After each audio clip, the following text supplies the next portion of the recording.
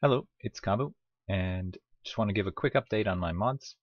So all of them are now up to date for the latest version of Minecraft 1.6.2, and there have been a few changes, not many, but just want to go through them. So first of all, Village Marker mod. I guess most people are excited about this one. Not very many changes, a couple of bug fixes. There's a bug in single player that should be fixed now, crash bug, and another one in multiplayer that deals with packet size.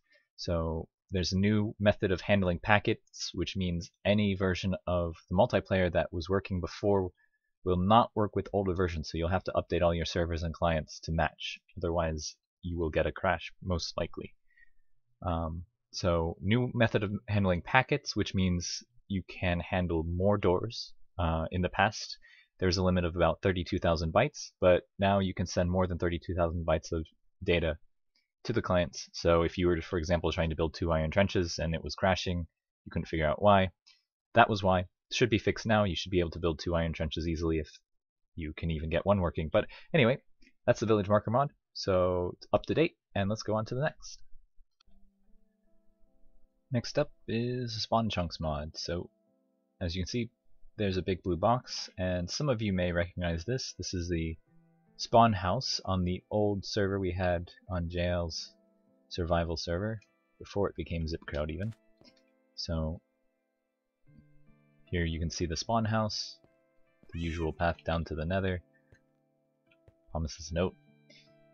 Works pretty much the same. I've expanded it out 2 chunks in each direction because we discovered that it is in fact not 12 or 13 by 12 or 13, but actually 16 or 17 by 16 or 17, depending on where your spawn point is. So it's a little bit bigger. The 2 chunks on the edge do not process ticks, entity ticks, but they are in fact spawn chunks and they are in fact loaded. So anyway, that's all for this one. Let's go on to the next. The item frame fix mod that I made to improve item frame performance is also up to date. You can see the little change in the texture there that I haven't quite gotten right yet, but other than that, nothing special here, just updated to 1.6.2. So next one. Next is Show Monsters mod, another big mod, still showing the monsters that can spawn where you're standing, just as before, but now updated to 1.6.2. So not much has changed. Maybe you'll notice the text size is a little smaller.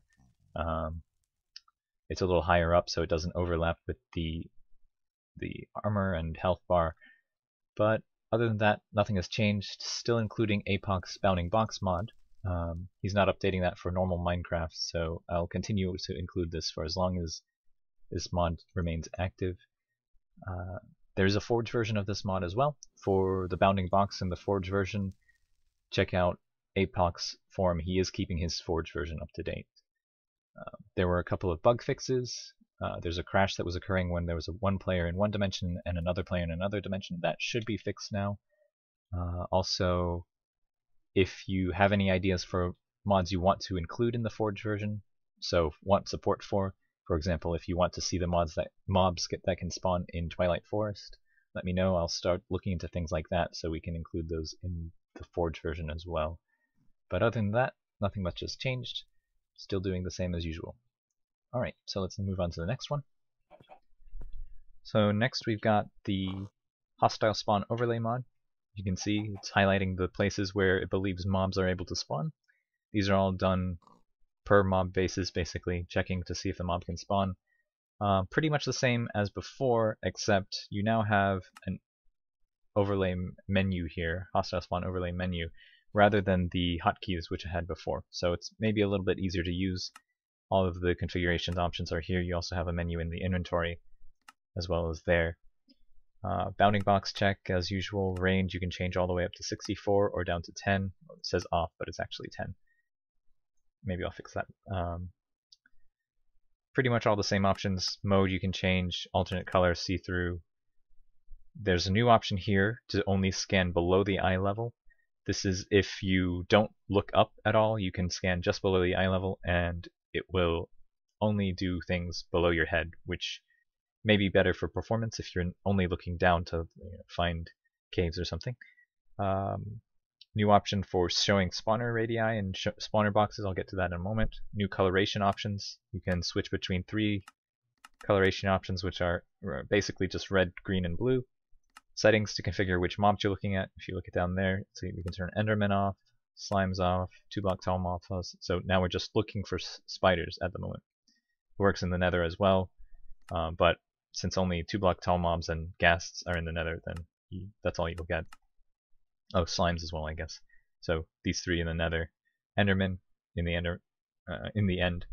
So a few more configuration options here. You can tailor it to exactly what you're looking for. So if you're building a spider farm or something, you can just see where spiders will spawn, or if you want to know where spiders will spawn so you can block them off, you can do that too. Let's see what else. Color settings. If you don't like the default colors, you can adjust the colors however you want. See a nice purpley color here. But those are the main improvements. Let's talk about the spawners. So now, as you can see, it's showing a sphere drawn around the spawner. So you can see the radius of the spawner. That is, let me make the range a little bit bigger so it doesn't turn off on me. That is where the player has to stand in order to activate the spawner. As you see, as soon as I move in, the spawner can turn on or off.